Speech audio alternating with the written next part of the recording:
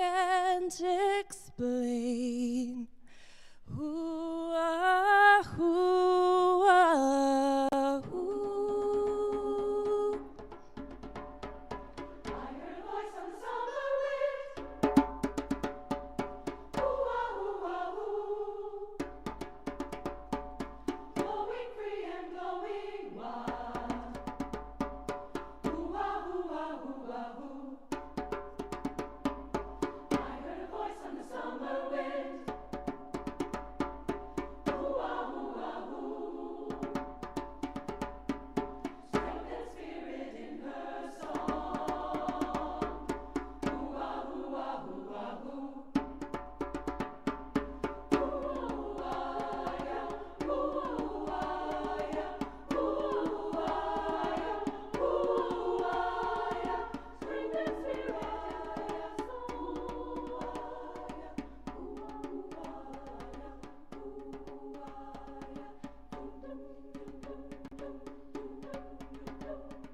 I heard a voice on the summer wind.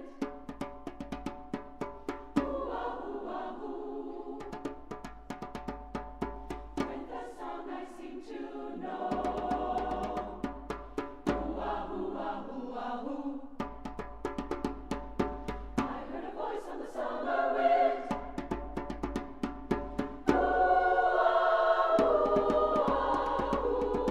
Sounds familiar like my own.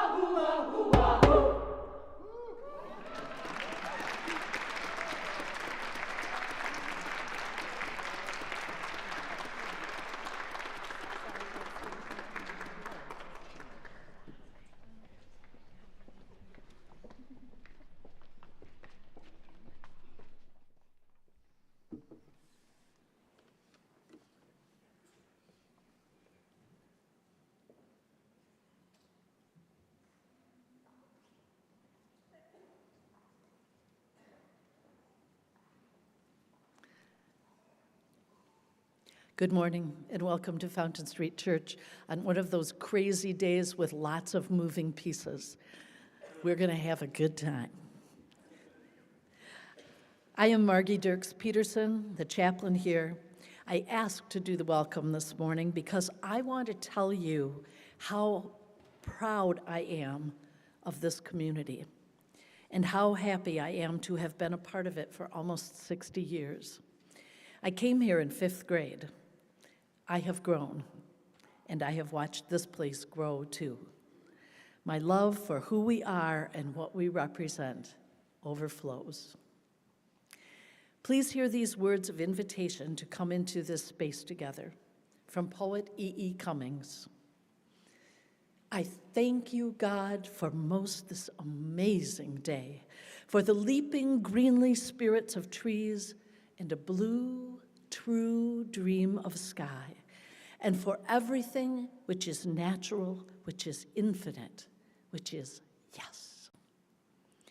I who have died am alive again today, and this is the sun's birthday.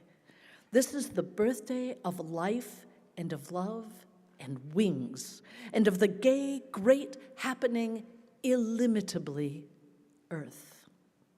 How should tasting, touching, hearing, seeing, breathing, any lifted from the no of all nothing, human merely being, doubt unimaginable you? Now the ears of my ears awake, and now the eyes of my eyes are opened.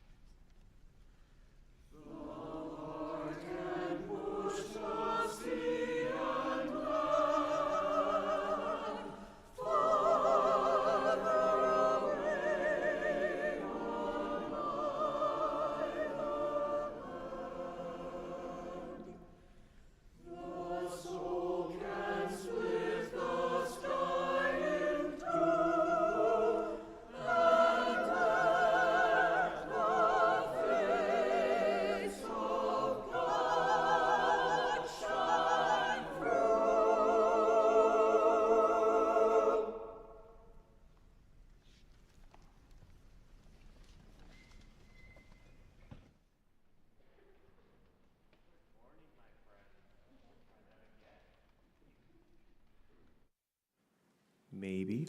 Ooh. Good morning, my friends. My name is Reverend Christopher Rowe. My pronouns are he, him, and in this season I have the privilege and the honor and the responsibility of serving as the senior minister here at Fountain Street Church. And it is good to share and worship with you and to continue this worship service together by inviting you into our responsive reading. You can find that in the gray hymnal that's in your pew. I know we have a lot of visitors today, so look about you. Hopefully there's one near you can share with a neighbor.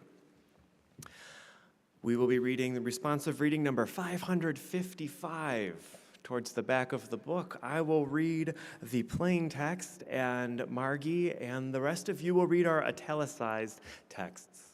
Hear these words and join in this responsive reading as we continue with this worship service with one another. Some things will never change. The voice of forest water in the night, a woman's laughter in the dark, the clean, hard rattle of raked gravel, the cricketing stitch of midday in hot meadows, the delicate web of children's voices in bright air. The glitter of sunlight on roughened water, the glory of the stars, the innocence of morning, the smell of sea in harbors. The feathery blur and smoky buddings of young boughs, and something there that comes and goes and never can be captured, the thorn of spring, the sharp and tongueless cry. The leaf, the blade, the flower, the wind that carries and sleeps and wakes again, the trees whose stiff arms clash and tremble in the dark, and the dust of lovers long since buried in the earth.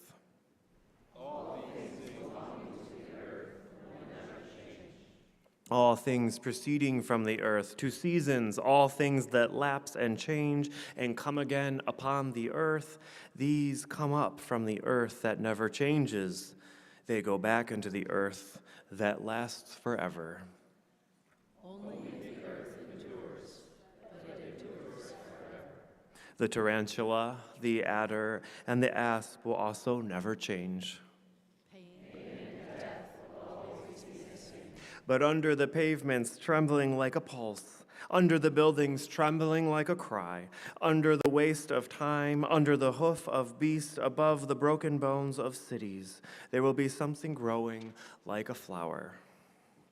Something bursting from the earth again, forever deathless, faithful, coming back to life. You are invited to take a moment to greet your neighbor with the peace of love. We will be called back with our opening hymn.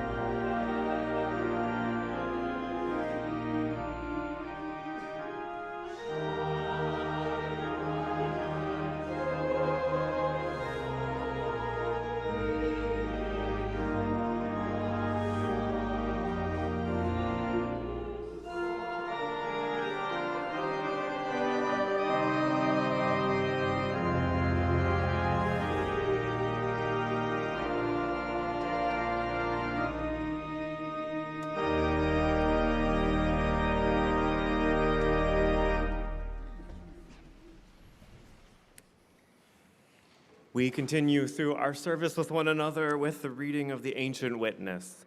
Our Ancient Witness comes to us from Fearful Joy. Hear what the Ancient Spirit is saying to our contemporary hearts this morning. Is it beyond thee to be glad with gladness of this rhythm, to be tossed and lost and broken in the world of this fearful joy? All things rush on. They stop not.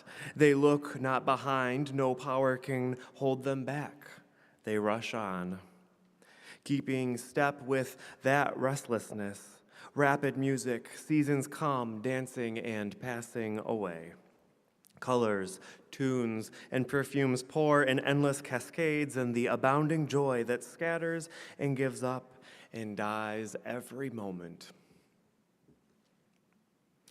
Our contemporary witness this morning comes to us from The Road Not Taken by Robert Frost. Here, with the spirit of love and loss, is saying to our collective whole this morning, friends. Two roads diverged in a yellow wood, and sorry I could not travel both, and be one traveler, long I stood, and looked down one as far as I could to where it bent in the undergrowth. Then took the other, just as fair, and having perhaps the better claim, because it was grassy and wanted wear, though as for that the time the passing there had worn them really about the same. And both that morning equally lay, in leaves no step had trodden black. Oh, I kept the first for another. Yet knowing how way leads on to way, I doubted if I should ever come back. I shall be telling this with a sigh, somewhere ages and ages hence. Two roads diverged in a wood, and I took the one less traveled by, and that has made all the difference. As our choir comes forward, I would like to lift up that these are also members of the oratorio choir that will be singing in the memorial concert on April 15th, Saturday, April 15th, Considering Matthew Shepard. This morning you will be hearing a few selections from Considering Matthew Shepard, and I will remind you that it is still possible for you to make a donation to this meaningful and impactful concert in memory or in honor or in celebration of someone you love. Thank you.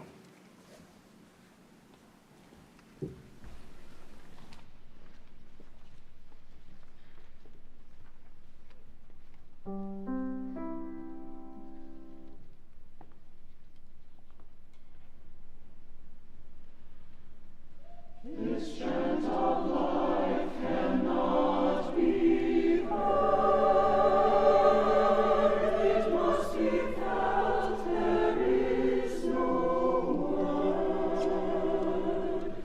to sing that could express the true significance of how we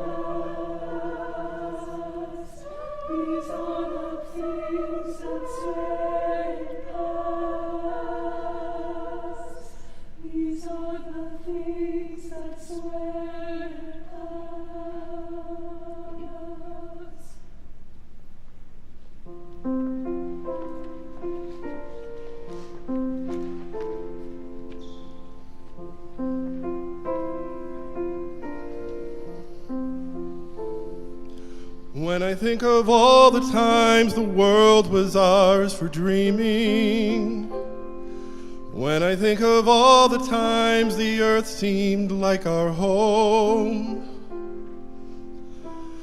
every heart alive with its own longing, every future we could ever hope to hold. And all the times our laughter rang in summer, and all the times the river sang our tune. Was there already sadness in the sunlight?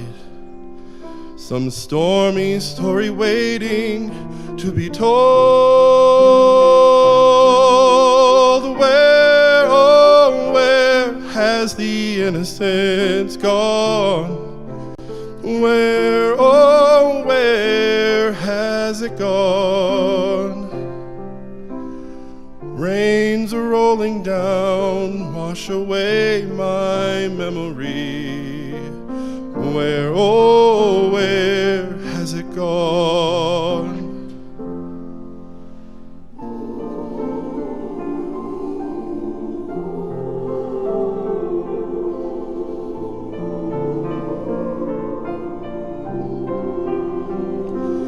When I think of all the joys, the wonders we remember,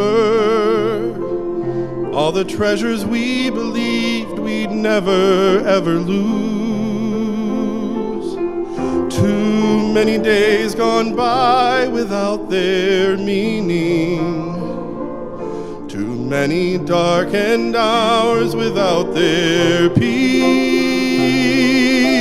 Where, oh, where has the innocence gone?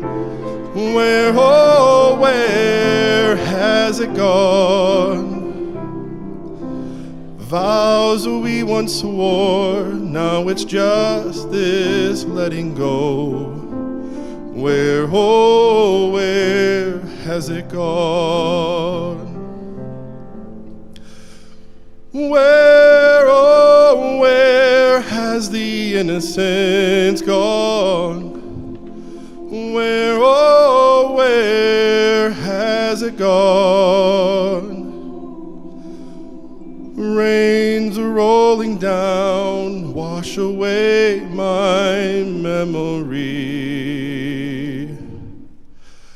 Where, oh, where has it gone?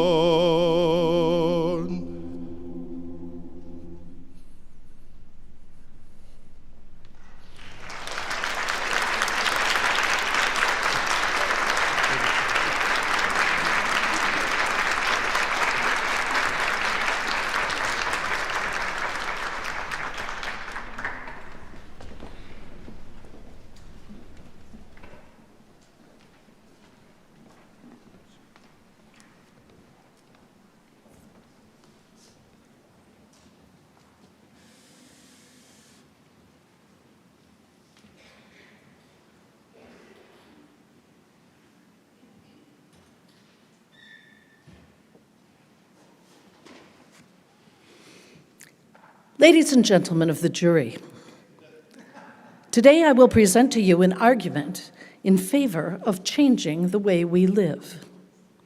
On the defense side will be those who say that we are fated, destined to follow the patterns and expectations of our past.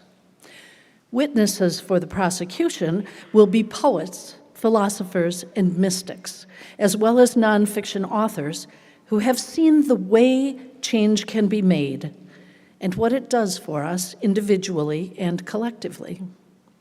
What I intend to prove is that we've been going about life in a way that doesn't serve our time here, and that there are ways to change our patterns and make the most of life. We are born, and however we grow up, expectations are given to us. They come from people, adults, in our lives who have, to some degree, succeeded or failed at the expectations that were given to them. And most of us try to live up to these expectations. They are the guidelines of our lives. So let's see what the minds of our time and of history have to say about this question. Anne Morrow Lindbergh leads us into this examination of how we live as follows. We have so little faith in the ebb and flow of life, of love, of relationships. We leap at the flow of the tide and resist in terror its ebb. We are afraid that it will never return. We insist on permanency, on duration, on continuity, when the only continuity possible in life as in love is in growth, in fluidity. And in that insistence on permanence, on predictability, we find ourselves in a predicament. For although we may insist and believe that the more we do, the more items on our to-do list we can scratch off, the more valuable our temporary existence will become, it is not possible for us to change the end game. We will die. And how we use our time, our 4,000 weeks, as Oliver Burkeman puts it in the title of his book, is all we can know. He tells us, if you can face the truth about time, if you can step more fully into the condition of being a limited human, you will reach the greatest heights of productivity, accomplishment, service, and fulfillment that were ever in the cards for you to begin with. And the life you will see incrementally taking shape in the rearview mirror will be one that meets the only definitive measure of what it means to have used your weeks well. Not how many people you helped or how much you got done, but that working within the limits of your moment in history and your finite time and talents, you actually got around to doing and made life more luminous for the rest of us by doing whatever magnificent task or weird little thing it was that you came here for.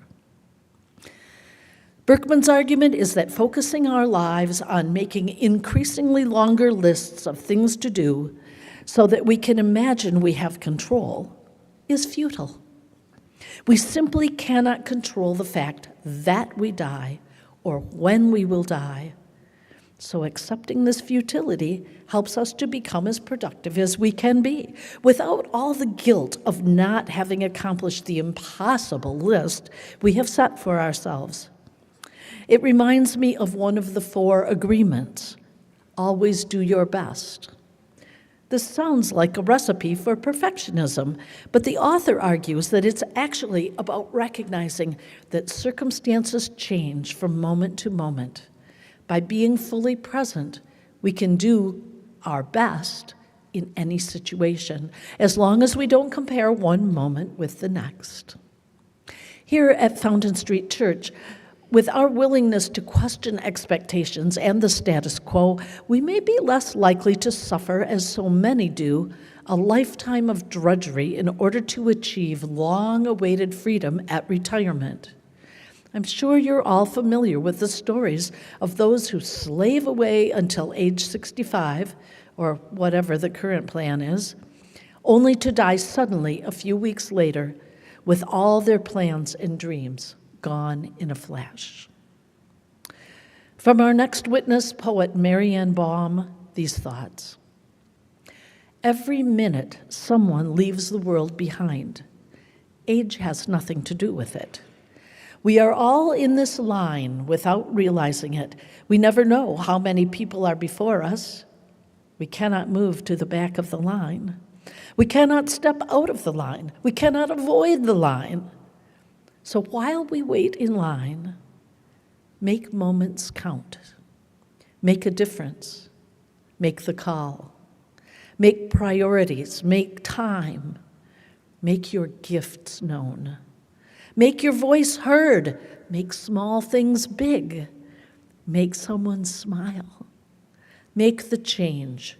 Make yourself a priority. Make love. Make up. Make peace. Make sure to tell your people that they are loved. Make waves. Make sure to have no regrets. This world will often leave you wishing you had just 5 more minutes. I'm going to pick up on one phrase in particular in Baum's words. Make sure to have no regrets. This is a crucial component in the approach we need to live in a way that prepares us to die. We must live as individuals who repair and maintain our relationships, so that when we are gone, not only do we have no regrets, but neither do our loved ones. Our lives and theirs are clean and clear, and the fresh zephyrs of undiminished love brush their skin as our soul travels on to wherever they are going.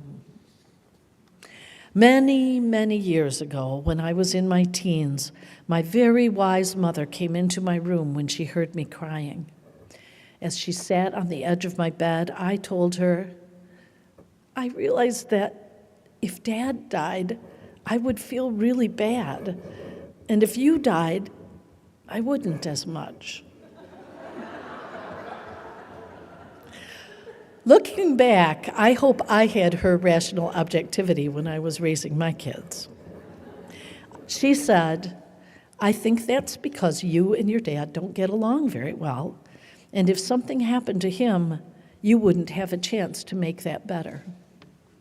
And of course, she was right. My relationship with her was much more stable, and while losing her would have been difficult and devastating, it didn't hold the threat of ongoing misery that losing my dad at that point would have. I call as my next witness Ralph Waldo Emerson, who says, every person's condition is a solution in hieroglyphic to those inquiries they would put. We act it as life, we apprehend it as truth. In other words, what we live, how we act, what we believe is our truth. We live by putting certain questions to the test. What we get back is a sometimes difficult to decipher answer, and it is our truth. No matter what other truths we may encounter along the way, it is our experience that gives us our truth. So, as a nod to the defense, it is not easy to change the way we think and the way we do things. We must thoroughly realize our finiteness in order to have any reason at all to work toward the changes that will benefit our living days. When Jill Bolte Taylor, our next witness and an accomplished brain scientist, experienced a major stroke in her mid-30s, she says, curled up into a little fetal ball, I felt my spirit surrender to my death.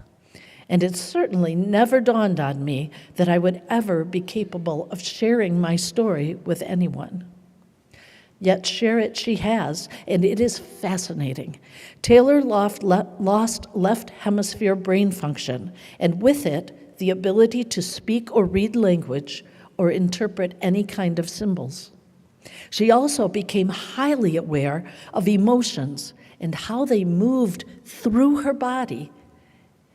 And she came out on the other side with the consciousness to choose which emotions she wanted to have in her body and in her life. She continues, before the stroke, I believed I was a product of this brain and that I had minimal say about how I felt or what I thought. Since the hemorrhage, my eyes have been opened to how much choice I actually have about what goes on between my ears. And I would add, from between the ears into every facet of life. Taylor hopes that it doesn't take a stroke for people to recognize how much choice they have in the way they feel and react, and subsequently how they interact and what kind of energy they put into the world. Yes, ladies and gentlemen, we have a choice. We have infinite choices, even in a single day. We can choose that which makes us feel joyful and uplifted, or we can choose that which makes us angry and depressed. I can hear the unspoken sputtering, but what about when some uninsured bozo crashes into my car? Shouldn't I be angry? Shouldn't the costs make me depressed? Certainly, these are possibilities. And they may be the possibilities most people choose, but you don't have to experience the event this way. A few months ago, I was driving my nearly new used Toyota Corolla, hurrying to get to an appointment. I had gotten an oil change the day before. As I proceeded on my way, I noticed strange noises. I called the mechanic. I was told to bring it in. I said I would come after my appointment and continued on my way. The sounds got worse and worse. I called again. They said, "Come straight here." I still wanted to make it to my appointment. I continued a few more blocks, then turned in the direction of the mechanic. From there, I only went about 2 more blocks before I realized I had to stop. There I sat, not at my appointment, not at the mechanic, knowing deep inside that my engine was ruined, and also pretty certain that it was the result of something that had happened with the oil change. I sat in the car, shoulders hunched, tense with worry, and then I took a deep breath and sighed. Well, this isn't the adventure I thought I was going to have today. All the tension left me, and I smiled. I called the mechanic and told them to expect me. They recommended a tow service, which I called. I got a great tow truck driver with whom I had a great conversation on the way to the mechanic. He also waited for me to complete my business there and gave me a ride downtown. The appointment I'd been so worried about was rescheduled for just 3 days later. The mechanic took full responsibility for the damage and replaced the engine. Now, I don't know if you believe in the law of attraction. Incidents like this have convinced me. Had I groused and complained to the mechanic rather than treating them as though I knew they would follow through on what had happened, I'm sure I would have met with more resistance. At least I would have put a lot of negative energy into their world and mine. Had I held on to my state of worry, I suspect it would have taken longer to get the tow, and my appointment would have been more difficult to reschedule. Of course, there's no way to prove this. What happened is what happened. What I can say for sure, though, is that experiencing this as an adventure with an unknown outcome was far preferable to experiencing it as a horrible event. And I chose it. One of the 5 invitations in the book of the same name by our next witness, Frank Ostaseski, is welcome everything, push away nothing. In this mindset, even a common walk around the neighborhood or doing the dishes can become an adventure. He says, welcome everything, push away nothing is first and foremost an invitation to openness. In the Buddhist way of thinking, openness is one of the key characteristics of an awake and curious mind. It does not determine reality, it discovers it. Shoyang Jungpa Rinpoche, the charismatic Tibetan Buddhist teacher, spoke of the heart of Buddhist practice as that of complete openness. He described this openness as a willingness to look at whatever arises, to work with it, and to relate to it as part of the overall process. It is a larger way of thinking, a greater way of viewing things, as opposed to being petty, finicky. Ostaseski and Rinpoche confirm what I've been telling you. We have a choice about how we live, think, and relate. Another reminder from a book with numbered advice, The 4 Agreements, by Don Miguel Ruiz, says, don't take anything personally. I hear an objection from the defense. Impossible, you say. The highest judge of all says, overruled. Like so many other things we must do to make the most of our lives, it's not impossible. It takes practice. Think of the last time you were offended by something someone else said or did. It seemed as though they were doing it on purpose to make you angry. Perhaps they were. Believe it or not, what they did is not about you. It's about them. They were angry or petty or inconsiderate. Maybe they don't like you and they were trying to get you to go away. If you take this personally, you are becoming part of their angry, petty, inconsiderate story. If you recognize it as an expression of who they are rather than who you are, that's the first step. Letting it go is the next step. As I said, it takes practice. I know, I practice, and it's improved my life immeasurably. I recommend it. Something else we can do to improve our lot is to think about death every day. From a BBC travel website, in Bhutanese culture, one is expected to think about death 5 times a day. That would be remarkable for any nation, but especially for one so closely equated with happiness as Bhutan. What good does this do? It brings us to a place where the realization of our finiteness is always with us, and it gently reminds us not that all is lost, but that we can choose the best for ourselves in any given moment. In 101 Essays That Will Change the Way You Think, author and witness Brianna Weist lists subconscious behaviors that are keeping you from having the life you want.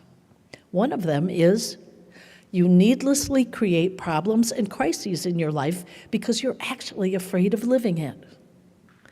We are afraid of living lives where we have little control. Creating crises gives us a sense of control, even if it's being in control of what feels out of control. She continues, the pattern of unnecessarily creating crises in your life is actually an avoidance technique. It distracts you from actually having to be vulnerable or held accountable for whatever it is you're afraid of. You're never upset for the reason you think you are. At the core of your desire to create a problem is simply the fear of being who you are and living the life you want.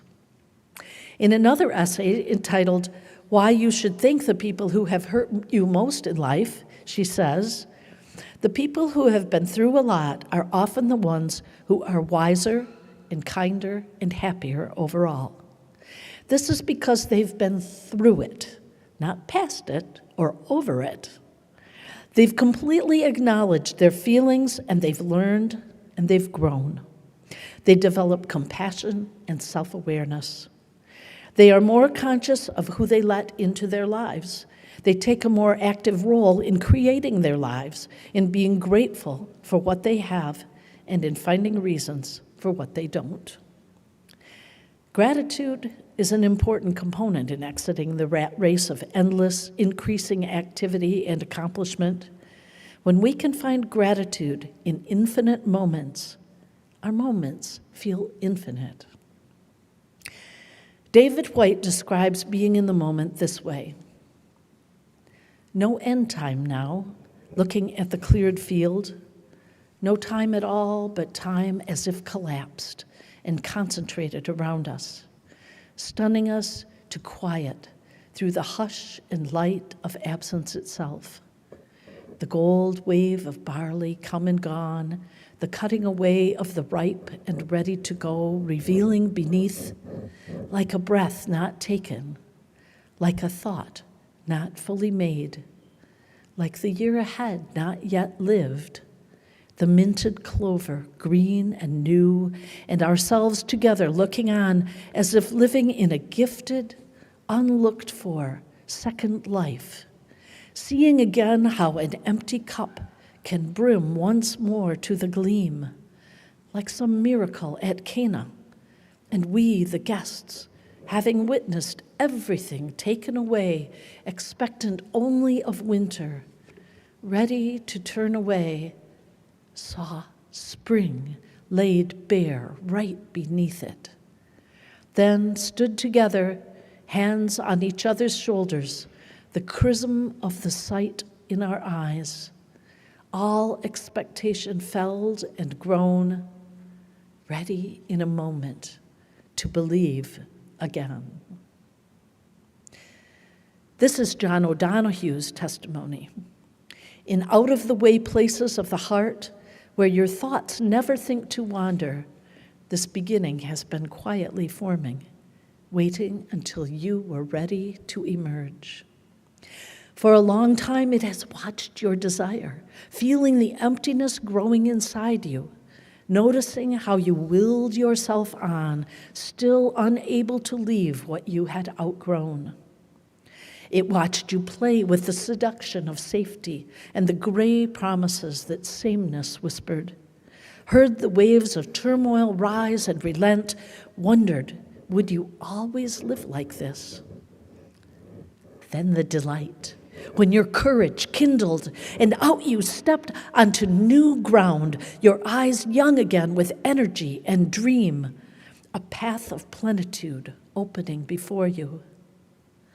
Though your destination is not yet clear, you can trust the promise of this opening. Unfurl yourself into the grace of beginning that is at one with your life's desire. And this from our final witness, e.e.cummings. May my heart always be open to little birds who are the secrets of a living. Whatever they sing is better than to know, and if men should not hear them, men are old. May my mind stroll about hungry and fearless and thirsty and supple, and even if it's Sunday, may I be wrong, for whatever men are right, they are not young. And may myself do nothing usefully, and love yourself so more than truly. There's never been quite such a fool who could fail pulling all the sky over him with one smile. Jurors, I rest my case. I know that you will return a verdict in favor of the prosecution of a life lived in hurriedness, distractedness, and fear, in favor of a life of self-awareness, of compassion, and an energy that moves from moment to moment, adventure to adventure, from love into greater love, until that moment of presence when life moves on.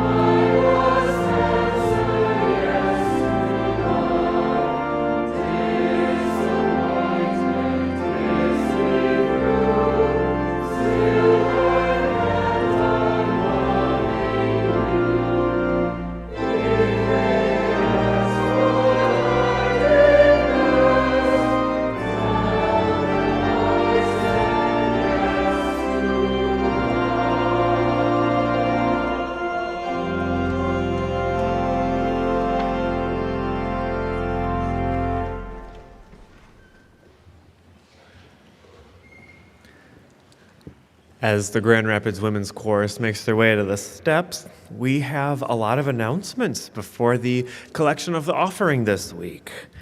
Of course, the first one is a pretty big one. We have the Irish soup lunch right after the service in the social hall. This is a beloved tradition, and even though St. Patrick's Day was celebrated on Friday, we at Fountain Street are observing it today. I see a lot of green out there and some beads even. So please, everyone join us for the soup lunch in the social hall. It is put on by the Women's Association, and it is a big fundraiser for them, and we want to support that. Also, Mark Fitzpatrick and friends will be providing live music as well, which will be wonderful. The food will include, but not be limited to, corned beef and cabbage soup, of course, potato leek soup, organic green salad, a selection of bread and butter, as well as a lot of homemade desserts and treats. So you will absolutely want to find yourself there. And if you've got picky little ones who are not interested in any of those things, or big ones, I guess, as the case may be, there's also PB&J, of course.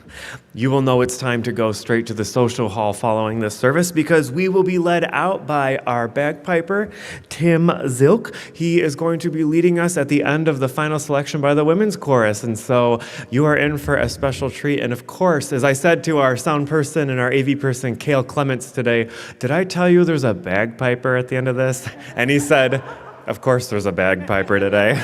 So what a treat, what a treat. Also, at 1 o'clock in the chapel, we have a screening of Grief Walker. That's another wonderful way to tie in these themes of living to die and dying to live, brought to us by our chaplain. So that's at 1 o'clock in the chapel, free, of course, to everyone. There will be popcorn, though hopefully you will be full from the Irish lunch. That is in the chapel. And I also want to draw your attention to the congregational workshop on Monday, March 27th at 6 p.m. This is going to be a wonderful one. It is, succinctly put, it's about our building. But it's really so much more than that. We all know that this building is beloved and wonderful and magnificent. It inspires me. It also, like many of you, keeps me up at night sometimes. And so we will be having a wonderful conversation with Reverend Jody Benton, who will be leading us through exercises around polarity theory to talk about how there can be multiple truths and how those things can all exist together. It should be a really dynamic workshop, so I hope you'll RSVP to be there. Dinner is provided.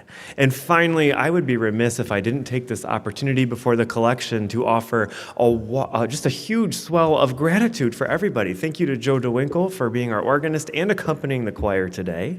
Thank you so much to our choir, both the oratorio members and our chancel choir members, as well as Austin for the beautiful selection from Considering Matthew Shepard. That's going to be wonderful. And our soloist, Rob Reminga. Thank you so much, Rob. That was beautiful. I also want to make sure to thank Margi Peterson again for your words with us. She approached me back in the fall about this idea. So she's been holding on to this, and I'm so glad that you finally released it for us. Thank you, Margi. I would also be remiss if we didn't thank the AV staff. I mean, my goodness, on days like today, you can see there's cords everywhere and microphones and cameras, and we are so fortunate to have such a competent and loving and compassionate AV staff, so thank you to all of them. And finally, a huge thank you to the Grand Rapids Women's Chorus for being with us. We still have 2 more selections, but I've told many of you, and it's not untrue, this is my favorite Sunday of every church year when we get to hear from you, so thank you. Thank you. Friends, as we receive the offering, I would like to also share that, as many of us know, 50% of it stays here to keep this ministry going forward, to provide staffing and ministry programs, and 50% of it goes directly beyond these walls, sometimes as social action grants, and sometimes as designated gifts. And so I would like to share with you that today's plate offering, the designated portion, will be a gift to the Grand Rapids Women's Chorus. And so I do hope that you... I mean, it's such a treasure to have them with us, and these are all people who are volunteering all the time, but especially to be here on a Sunday morning. I mean, when I have a Sunday off, I don't know if I would be here. So thank you, and please give generously. What they provide our community in this West Michigan region is profound. So thank you, and please give generously, and with the spirit of gratitude, love, justice, and inclusion, the offering will be most graciously received.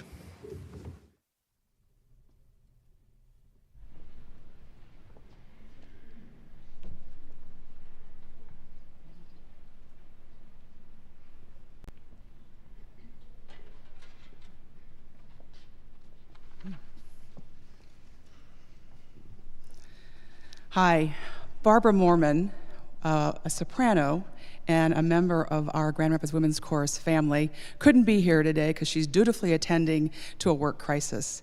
She wrote these words that I'm going to share with you today. Well, here we go. Fire is the name of this next work, and it's written by Katarina Guillaume, unlike what's in your program, just so you know. And it expresses no traditional text, but rather a series of syllables, vocal percussion, and body percussion. In the musical score, the composer sets the tone with these ideas: strength, drive, fuel, light, burning, melting, and transforming fire. As our group discussed our understanding of this sensory movement, we expressed the experience of an internal fire whose light and fight cannot be extinguished if individual flames form a communal fire. We felt the vulnerability and anger that builds in a wounded society, and we recognized the ability and responsibility we have to carry each other through pain and to the other side. As you listen and witness this work, we invite you to embrace the power and story evoked in you and take from it what you need. Fire.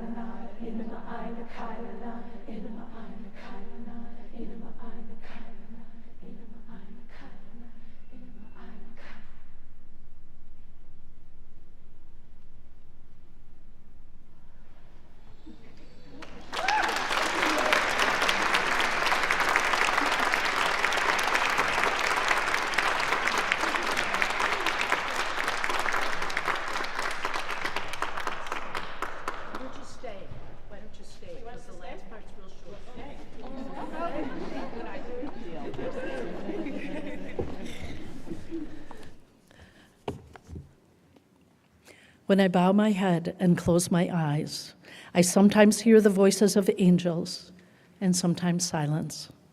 But in the silence is a different kind of hearing, of knowing, of the peace of God and the certainty of being of God and in God and God itself. In these few minutes of meditation, may we find our way to that deep knowing.